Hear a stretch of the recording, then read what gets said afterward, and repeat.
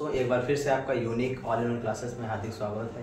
बेटा हम लोगों ने क्या किया, देखिए अब जो है आज 4 अप्रैल से 9th और 10th में बेटा हम लोग क्या कर रहे हैं, कंप्लीट साइंस की वीडियो बनाना स्टार्ट कर दिए हैं। ठीक है, तो इस चैनल के माध्यम से बेटा आपको 9th और 10th की physics, chemistry, bio complete notes मिलेगी चैप्टर वाइज। ठीक है, तो सबसे पहले जो बच्चे इस चैनल से पहली बार जुड़ रहे हैं इस चैनल को सब्सक्राइब कर लें, जिससे बेटा चैप्टर वाइज वीडियो आपको मिलती रहे। ठीक है, 9th 10th में फिजिक्स, केमिस्ट्री, बायो की कंप्लीट नोट्स आपको यहाँ पे मिल जाएगी। ठीक है, तो बेटा आज हम जो है क्लास 10th का फिजिक्स का फर्स्ट चैप्टर लाइट स्टार्ट करने वाले हैं। ठीक है बेटा, तो सबसे पहले बेटा हम लोग बात करते हैं लाइट है क्या। देखो मेरे भाइयों, लाइट क्या है?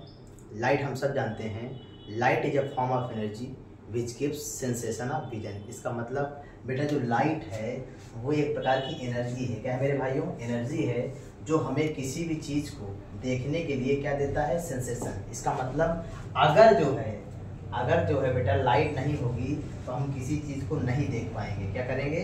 नहीं देख पाएंगे। जैसे बेटा डार्क रूम है, ठीक है, डार्क रूम है। अब बेटा यहाँ पे आप कितना भी बेटा देखना चाहोगे किसी चीज़ को, आप नहीं देख सकते, क्योंकि आपको किसी चीज़ को देखने के लिए क्या चाहिए? लाइट चाहिए। क्या चाहिए मेरे भाइयों? लाइट चाहिए। ठीक है, तो इसका मतलब light is a form of energy which gives sensation of vision. ये हमें विजन का क्या देता है? सेंसेशन देता है, मतलब फीलिंग देता है। कुल मिला के ये कह सकते हैं बिना लाइट के जो है हम कुछ भी देख नहीं सकते। ठीक है, फिर बेटा हम लोग बात करते हैं प्रॉपर्टीज ऑफ लाइट पे। देखिए बेटा, लाइट सबसे पहले आप लोग जान लीजिए, लाइट जो है एक इलेक्ट्रोमैग्नेटिक वेव है। क्या है मेरे भाइयों? इलेक्ट्रोमैग्नेटिक वेव है। इसका मतलब बेटा लाइट को ट्रैवल करने के लिए किसी भी प्रकार के मीडियम की रिक्वायरमेंट नहीं होती। किसी भी प्रकार के मीडियम की रिक्वायरमेंट नहीं होती। और हम बेटा पढ़ चुके हैं क्लास 9th में बेटा जो साउंड था, साउंड कैसी वेव थी बेटा? मैकेनिकल वेव थी। इसका मतलब उसको ट्रैवल करने के लिए मीडियम की रिक्वायरमेंट होती है। जैसे अगर मैं बोल रहा हूँ, मेरी आवाज़ अगर कोई सुन रहा है बेटा, तो कैसे सुन पा रहा है? यहाँ पे एयर है, एयर के पार्टिकल वाइब्रेट करते हैं तब जाके साउंड आगे बढ़ती है। लेकिन लाइट के केस में ऐसा नहीं है, मतलब लाइट जो है वैक्यूम में भी ट्रैवल कर सकती है। तो पहली प्रॉपर्टी क्या हो गई? Light is a electromagnetic wave. उसके बाद यह देखिएगा लाइट क्या होती है? स्ट्रेट लाइन में चलती है। ठीक है, और बेटा थर्ड प्रॉपर्टी क्या होती है? इस नेचर में बेटा लाइट से तेज चलने वाला कुछ नहीं है, मतलब फास्टेस्ट इसकी स्पीड होती है 3 × 10⁸ मीटर पर सेकेंड। इसका मतलब 1 सेकेंड में हमारी लाइट जो है 3 लाख किलोमीटर डिस्टेंस कवर करती है। ठीक है, उसके बाद यह देखिए बात करते हैं लाइट के नेचर पे। लाइट है क्या? तो बेटा कुछ साइंटिस्ट मानते हैं कि लाइट एक वेव है, लेकिन बेटा कुछ साइंटिस्ट मानते हैं कि लाइट एक पार्टिकल है। मतलब लाइट का नेचर कैसा होता है? डुअल होता है। कैसा मेरे भाई होता है? डुअल होता है। ठीक है, और लाइट जो है जब किसी सरफेस पे बेटा स्ट्राइक करती है तो 3 चीज़ें एक साथ हो सकती हैं। या तो ये सरफेस इस लाइट को पूरा का पूरा एब्जॉर्ब कर ले, या तो स्ट्राइक करके वापस आ जाए, मतलब रिफ्लेक्शन हो जाए। क्या हो जाए मेरे भाइयों? रिफ्लेक्शन हो जाए। या लाइट इंटर करे और अपने पाथ से बेंड हो जाए, मतलब रिफ्रैक्शन हो जाए। मतलब 3 चीज़ें मेरे भाइयों एक साथ हो सकती हैं, एब्जॉर्प्शन, रिफ्लेक्शन एंड रिफ्रैक्शन। तो आइए मेरे भाइयों, अब मैंने जो बातें बताई उसको आप प्रॉपर्ली नोट करिए, जिससे आपको चैप्टर वाइज नोट्स भी मिले। ठीक है दोस्तों, जो बात मैंने आपको बताया बेटा, मैंने इन बातों को लिख लिया। आप सबसे पहले बेटा आप क्या करिए, नोट्स को कंप्लीट कर लीजिए। ठीक है, जिससे बेटा आपको चैप्टर वाइज नोट्स भी मिलती रहे। ठीक है बेटा, हम लोग यहाँ बात करते हैं, मैंने कहा लाइट का जो नेचर है वो कैसा है? डुअल है, मतलब वेव नेचर है और पार्टिकल नेचर है। तो बेटा प्रूव करने के लिए साइंटिस्टों ने बताया कि वेव नेचर अगर है तो लाइट ये काम करेगा। जैसे बेटा वेव नेचर का जो है सबसे अच्छा एग्जाम्पल है, लाइट जो है इमेज बनाता है, ये वेव नेचर का सबसे अच्छा एग्जाम्पल है। ठीक है, स्टार जो है ट्विंकल करते हैं, ये बेटा वेव नेचर का एक क्या है? इम्फेसाइज करने वाला क्या है? नेचर है। लेकिन बेटा पार्टिकल नेचर को उसको शो करने के लिए लाइट जो है एक प्रॉपर्टी शो करता है, वो कहलाता है फोटो इलेक्ट्रिक इफेक्ट। यही बेटा इस बात को प्रूव करता है कि हाँ लाइट के पास पार्टिकल नेचर भी होता है। तो बेटा फोटो इलेक्ट्रिक इफेक्ट होता क्या है? जब जो है मेटल सरफेस पे मेरे भाइयों, ये मान लीजिए बेटा मेटल सरफेस है, कोई मेटल का ब्लॉक है, जब जो है मेटल सरफेस पे जो है कोई लाइट जो है स्ट्राइक करती है, कोई लाइट मेरे भाइयों स्ट्राइक करती है, तो बेटा इलेक्ट्रॉन क्या होते हैं? बाहर निकलते हैं। इलेक्ट्रॉन क्या होते हैं मेरे भाइयों? बाहर निकलते हैं। अब बताइए बेटा, इलेक्ट्रॉन अगर बाहर निकल रहे हैं तो इसका मतलब लाइट कैसी होगी? एक पार्टिकल के जैसी होगी। जो क्या करेगी, जब मेटल पे ऐसे स्ट्राइक करेगी तो इलेक्ट्रॉन को बाहर निकालेगी। मतलब यहाँ से बेटा एक बात पता चली कि लाइट जो है वो फोटॉन के फॉर्म में आगे बढ़ती है। मतलब लाइट का जो पार्टिकल है वो कैसा है, किस फॉर्म में है, फोटॉन के फॉर्म में है, और यही क्या कर रहा है, इलेक्ट्रॉन को इमिट कर रहा है। तो यहाँ से ये बातें पता चली बेटा कि हाँ लाइट के पास जो है पार्टिकल नेचर भी है। तो बेटा एक बार जो है आप स्क्रीनशॉट करके आगे बढ़ो। ठीक है दोस्तों, अब हम लोग बात करते हैं रिफ्लेक्शन ऑफ लाइट पे। दोस्तों अब हम लोग बात करते हैं रिफ्लेक्शन ऑफ लाइट पे। देखिए बेटा रिफ्लेक्शन ऑफ लाइट होता क्या है। सबसे पहले तो याद देखिएगा, रिफ्लेक्शन ऑफ लाइट के लिए जो है सिंगल मीडियम की रिक्वायरमेंट होती है। ठीक है, ये होता क्या है बेटा, जब भी लाइट जो है किसी पॉलिश सरफेस से स्ट्राइक करती है तो सेम मीडियम में बाउंस बैक कर जाती है, मतलब वापस आ जाती है, और इस फिना को बोलते हैं रिफ्लेक्शन ऑफ लाइट। ठीक है मेरे भाइयों, फिर बेटा आता है लॉज ऑफ रिफ्लेक्शन। तो पहले बेटा हम लोग डिफिनीशन लिखते हैं, उसके बाद बताते हैं कि ये क्या होता है। ठीक है मेरे भाइयों, तो रिफ्लेक्शन ऑफ लाइट। ठीक है दोस्तों, मैंने क्या कहा कि when light strikes in polish surface it bounces back in same medium, such phenomena is called reflection of light. ठीक मेरे भाइयों, आइए देखते हैं कैसे। देखिए बेटा पॉलिश सरफेस का मतलब आप ले लीजिए कोई मिरर। बेटा मिरर पॉलिश सरफेस होता है, ये हो गया इसका पॉलिश सरफेस। बेटा किसी भी मिरर सरफेस के 90 डिग्री पे जो इमेजिनरी एक लाइन होती है उसको बोलते हैं नॉर्मल। क्या बोलते हैं मेरे भाइयों, नॉर्मल। जो बेटा रे ऑफ लाइट इससे स्ट्राइक करती है उसको बोलते हैं इंसिडेंट रे। बेटा ये फिगर बहुत इंपॉर्टेंट है, इसको जरूर ध्यान से देखिएगा। अब बेटा जो लाइट जो है बाउंस बैक करेगी, जो ray of light bounce back करेगी उसको बोलते हैं रिफ्लेक्टेड रे। क्या बोलते हैं मेरे भाइयों, रिफ्लेक्टेड रे। अब सुनो मेरे भाइयों, इंसिडेंट रे और नॉर्मल के बीच जो एंगल बनता है बेटा उसको बोलते हैं एंगल ऑफ इंसिडेंस आई, और रिफ्लेक्टेड रे और नॉर्मल के बीच जो एंगल बनता है उसको बोलते हैं एंगल ऑफ रिफ्लेक्शन आर। ठीक मेरे भाइयों, फिर हम लोग बात करते हैं। देखिए रिफ्लेक्शन जो होता है वो 2 टाइप्स का होता है, रेगुलर एंड इरेगुलर। तो बेटा जो रेगुलर रिफ्लेक्शन होता है वो होता है प्लेन सरफेस से। किससे होता है बेटा, प्लेन सरफेस से। लेकिन जो इरेगुलर रिफ्लेक्शन होता है वो होता है मेरे भाइयों रफ सरफेस से। किससे होता है मेरे भाइयों, रफ सरफेस से। ठीक है, इरेगुलर रिफ्लेक्शन बेटा जो है लॉज ऑफ रिफ्लेक्शन फॉलो नहीं होते। ठीक है, तो अब हम बात करते हैं लॉज ऑफ रिफ्लेक्शन पे। ठीक है, देखिए मेरे भाई लॉज ऑफ रिफ्लेक्शन क्या होता है,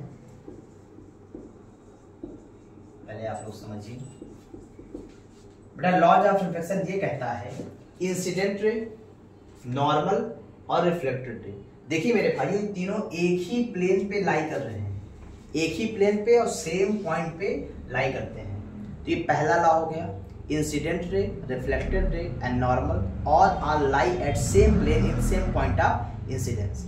दूसरी बात बेटा क्या होती है, एंगल ऑफ इंसिडेंस जो होता है वो एंगल ऑफ रिफ्लेक्शन के बराबर होता है। इसका मतलब कोई भी लाइट जितने एंगल पे स्ट्राइक करेगी उतने एंगल पे बाउंस बैक करेगी। 30 पे स्ट्राइक करेगी 30 बाउंस बैक करेगी, 60 पे स्ट्राइक करेगी 60 बाउंस बैक करेगी। बेटा ये 2 लॉ होते हैं। आइए हम लोग इसको लिखते हैं। बेटा पहला लॉ क्या है, incident ray, reflected ray and normal all lie at same plane. दूसरा बेटा कि मैंने क्या बताया, एंगल ऑफ इंसिडेंस इक्वल होता है एंगल ऑफ रिफ्लेक्शन पे। आइए इस पे एक क्वेश्चन पे बात करते हैं मेरे भाई। ये देखिए एक क्वेश्चन पे बात करते हैं, छोटा सा क्वेश्चन है समझने के लिए है। होता क्या है, बच्चों को कंफ्यूजन होता है एंगल ऑफ इंसिडेंस में। देखिए ये इंसिडेंट रे, ये रिफ्लेक्टेड रे, ये नॉर्मल। बेटा ये एंगल दिया है 60 डिग्री। आपसे क्वेश्चन कर रहा है कैलकुलेट एंगल ऑफ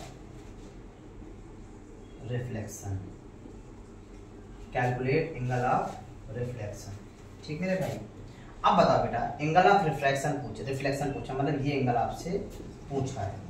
अब बताओ मेरे भाइयों यहाँ पे एंगल ऑफ इंसिडेंस कितना है, 60 डिग्री?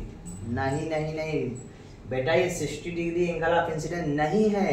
एंगल ऑफ इंसिडेंस तो ये होता है ना, इंसिडेंट रे और नॉर्मल के बीच के एंगल को बोलते हैं एंगल ऑफ इंसिडेंस। तो टोटल 90 है, 60 कम हो जाएगा तो बेटा आई कितना हो जाएगा, 30 डिग्री। और वी नो दैट, अभी आपने देखा बेटा angle I equal to angle R होता है। तो अगर बेटा आई कितना है 30 डिग्री मेरे भाइयों, आर भी कितना होगा 60 डिग्री। आशा है आपको समझ आया होगा। आइए बेटा हम लोग बात करते हैं इमेज पे।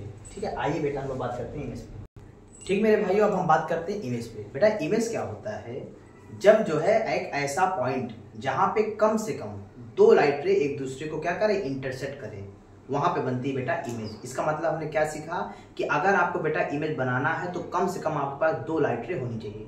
दो से भी ज्यादा हो जाए कोई प्रॉब्लम नहीं है। तो ये एक ऐसा पॉइंट होता है जहाँ पे दो लाइट रे एक दूसरे को इंटरसेक्ट करती हैं। बेटा देखिए जो इमेज है ये दो टाइप की होती है, एक होती है रियल इमेज और एक होती है वर्चुअल इमेज। देखो मेरे भाइयों, रियल इमेज क्या होती है, जब दो लाइट रे एक दूसरे को एक्चुअली इंटरसेक्ट करें तो उसको हम लोग बोलते हैं बेटा रियल इमेज। बेटा एक होता है वर्चुअल इमेज। तो बेटा वर्चुअल इमेज क्या होता है, दो लाइट रे एक्चुअली एक दूसरे को इंटरसेक्ट नहीं करती। हम मान लेते हैं कि आगे चलकर मिलेंगी कहीं ना कहीं, आगे चलकर कहीं ना कहीं क्रॉस करेंगी, तो उसको बेटा बोलते हैं वर्चुअल इमेज। अब यहाँ बेटा हम लोग रियल इमेज और वर्चुअल इमेज के डिफरेंस के बारे में बात करेंगे। तो बेटा याद देखिए, जो वर्चुअल इमेज होती है वो इरेक्ट होती है, मतलब ऑब्जेक्ट जैसा सीधा होगा इमेज भी सीधे बनेगी। लेकिन जो रियल इमेज होती है मेरे भाइयों वो इन्वर्टेड होती है। क्या होती है, इन्वर्टेड होती है। फिर बात करते हैं बेटा, जो रियल इमेज होती है बेटा वो स्क्रीन पे मिलती है, लेकिन वर्चुअल इमेज कभी स्क्रीन पे नहीं मिलती।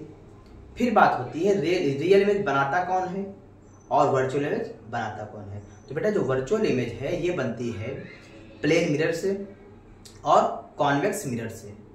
कौन बनाता है मेरे भाइयों, plane mirror and convex mirror. लेकिन जो रियल इमेज है मेरे भाइयों वो कौन बनाता है, कॉनकेव मिरर। कौन बनाता है मेरे भाइयों, कॉनकेव मिरर। ठीक है मेरे भाइयों, तो ये सारी बातें थी। अब इन बातों को हम लोग लिख रहे हैं जिससे आप नोट्स के फॉर्म में बना भी सकें। ठीक है, आइए दोस्तों हम लोग लिख लेते हैं। ठीक है, तो बेटा वर्चुअल मैंने क्या बताया, in which two light raise